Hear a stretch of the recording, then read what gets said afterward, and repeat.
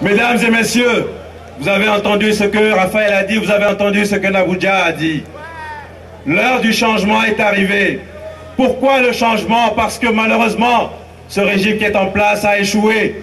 Il a échoué dans le domaine de l'éducation, il a échoué dans le domaine de l'industrie, dans le domaine de l'agriculture, dans le domaine de la santé. Je vais vous donner un exemple. Je suis médecin, je suis chirurgien. Il y a 2 années, j'ai reçu un officier gendarme qui avait une tumeur dans le ventre. C'est une tumeur qui est responsable d'hypertension artérielle. Et lorsque je lui ai dit qu'on devait l'opérer, ce pauvre officier m'a dit « Docteur, je ne peux pas parce que je n'ai pas les moyens. Je suis actuellement sous prêt. J'ai contracté un prêt pour acheter un terrain.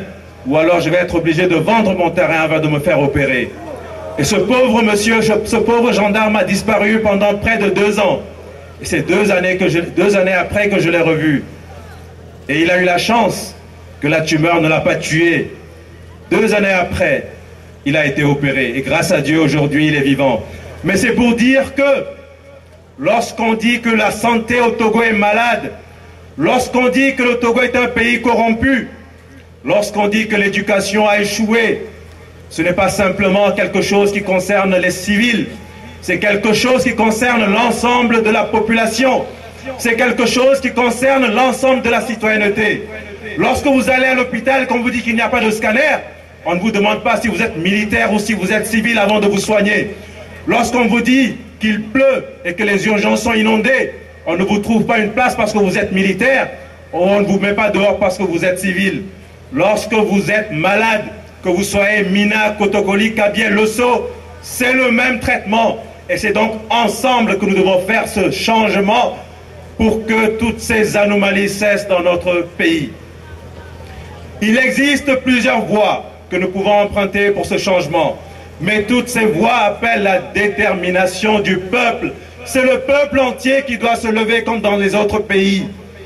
Nous devons démontrer à la face du monde que le peuple togolais est en mesure de faire mieux que les autres. Vous savez, aujourd'hui, on voit ce qui se passe au Bénin. Et là, j'accuse la CEDEAO. Si la CEDEAO avait dit le droit au Togo, si la CEDEAO avait dit au régime togolais que dorénavant, il faut respecter les textes, quelqu'un qui fait 2 mandats, qu'il soit le bon Dieu, même si c'est le bon Dieu qui fait 2 mandats au Togo, il s'en va et il laisse la place à d'autres personnes. La CEDEAO a été complice. La CEDEAO a été complice de toutes ces ignominies qu'il y a eu dans notre pays. Et elle a ouvert la boîte de Pandore. En Guinée, on nous dit qu'on se prépare pour un 3e mandat. En Côte d'Ivoire, on nous dit qu'on se prépare pour un 3e mandat. Monsieur Talon, il a versé du sang de citoyens béninois, ce que les Béninois n'ont plus connu depuis des décennies. Et tout ça simplement parce que des fonctionnaires de la CEDEAO ont décidé de se rendre complices d'ignominie et de se remplir la panse plutôt que de faire de la CEDEAO une CEDEAO des peuples. Je les accuse. Je continue en disant que, en dehors de la détermination du peuple, il existe plusieurs moyens. Il faut toujours cette détermination, bien sûr, mais il faut plusieurs moyens pour parvenir à un changement. Nous avons parlé de la détermination, de la dynamique unitaire. Raphaël, dans son développement, dit que le régime est en train de serrer les boulons. Lorsque vous voulez marcher, on vous envoie marcher à Ebé, comme si à Ebé, il n'y avait pas de riverains. Lorsque vous voulez marcher, on vous dit d'aller marcher à Togblé parce qu'on estime qu'à Togblé, ce sont des animaux qui sont là-bas, ce ne sont pas des citoyens togolais. Mes amis, il faut qu'on leur dise une chose. La prochaine fois que nous voudrons marcher, nous allons choisir notre itinéraire. Et nous allons maintenir cet itinéraire. Un Boukpessi n'a pas le droit de nous dire d'aller marcher ailleurs parce que lui, il estime que les riverains se plaignent.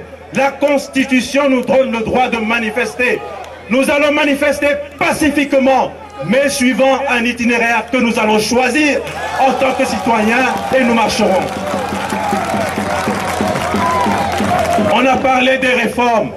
Tant que nous n'aurons pas atteint cet objectif, la lutte continuera. Et je voudrais nous inviter, mesdames et messieurs, je voudrais nous inviter très rapidement à parler, à réfléchir, à penser aux élections locales. Nous, en tant que société civile, nous avions dit, nous n'allons pas participer aux élections législatives parce que c'était une façon de donner raison à la CEDEAO. C'était une façon de légitimer la forfaiture de la CEDEAO. Cette CEDEAO est venue nous présenter une feuille de route. Elle passe son temps à violer chaque étape de la feuille de route et à la fin elle nous dit allez voter comme si nous étions des cabris. Nous ne sommes pas des cabris, nous ne sommes pas des moutons. Nous refusons d'aller aux élections législatives imposées par la CEDEAO. Mais pour les élections locales, nous avons toujours dit il faut la décentralisation parce que, mes amis, la lutte, elle se gagne en bas et ensuite elle nous mènera à la victoire en haut. Nous irons aux élections locales. Nous allons nous faire recenser et nous serons vigilants parce que dans chaque bureau de vote, dans chaque commune, nous ferons en sorte que ce soit nos candidats qui gagnent. Et je vous assure que lorsqu'on aura gagné les grandes villes, Lomé, c'est nous qui allons gagner Lomé. Sokodé, c'est nous qui allons gagner à Sokodé. Bafilo, c'est nous qui allons gagner à Bafilo. Et lorsqu'on aura gagné ces villes, nous pourrons manifester comme on le veut, jusqu'au jour où on aura obtenu ce qu'on veut. Je vous remercie.